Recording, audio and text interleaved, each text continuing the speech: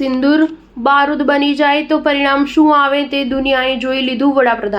વડાપ્રધાન નરેન્દ્ર મોદીએ રાજસ્થાનના બિકાનેરમાં ફરી એક વખત આતંકવાદ પર પ્રહાર કર્યો હતો. આતંકવાદીઓએ ધર્મ પૂજીને આપણી માતા બહેનોની માંગનું સિંદૂર ભૂંસી નાખ્યું હતું. પરંતુ સિંદૂર જ્યારે બારૂદ બની જાય તો તેનું પરિણામ શું આવે તે દુનિયાએ જોઈ લીધું છે. પહલગામમાં 22 એપ્રિલે થયેલા આતંકી હુમલામાં જવાબમાં ભારતીય સૈન્યએ 22 મિનિટમાં ઓપરેશન સિંદૂર હેઠળ પાકિસ્તાન અને પીઓકેમાં આતંકીઓના 9 સૌથી મોટા સ્થળોનો નાશ કરીને પાકિસ્તાનને ઘૂંટણીએ લાવી દીધું. વડાપ્રધાન નરેન્દ્ર મોદીએ ગુરુવારે રાજસ્થાનના બિકાનેરમાં ₹26,000 કરોડથી વધુની વિકાસ યોજનાઓના લોન્ચિંગ અને શિલાન્યાસમાં ભાગ લીધો હતો.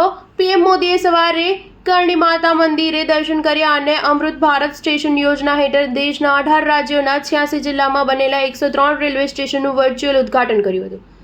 તેમણે કહ્યું કે ભારત તેના રેલવે નેટવર્ક અને ઇન્ફ્રાસ્ટ્રક્ચરને આધુનિક બનાવી રહ્યું છે. જમ્મુ કાશ્મીરના પહલગામમાં આતંકી હુમલામાં હિન્દુઓની હત્યાનો બદલો લેવા માટે ઓપરેશન સિંદૂર હેઠળ સૈન્ય કાર્યવાહી કર્યા પછી વડાપ્રધાન નરેન્દ્ર મોદીએ ગુરુવારે રાજસ્થાનમાં પહેલી જાહેર સભાને સંબોધન કર્યું હતું. પીએમ મોદીએ જણાવ્યું કે પહલગામ આતંકી હુમલા પછી આપણા સૈન્યને ખુલ્લી છૂટ આપવામાં આવી અને ત્રણેય સેનાએ એવું ચક્રવ્યૂહ રચ્યું કે પાકિસ્તાનને ઘૂંટણીએ આવવું જવું પડ્યું.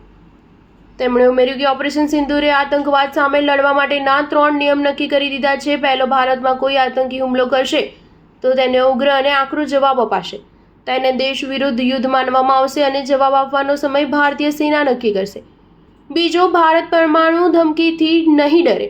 ત્રીજો, આતંકવાદી અને તેનું સમર્થન કરનારી સરકારને એક સમાન માનવામાં આવશે. ઓપરેશન સિંદૂર પહલગામના બદલાનો ખેલ નથી, પરંતુ ન્યાયની રીત છે. આ એક મજબૂત ભારતની તાકાત છે. આ ભારતનું નવું રૂપ છે.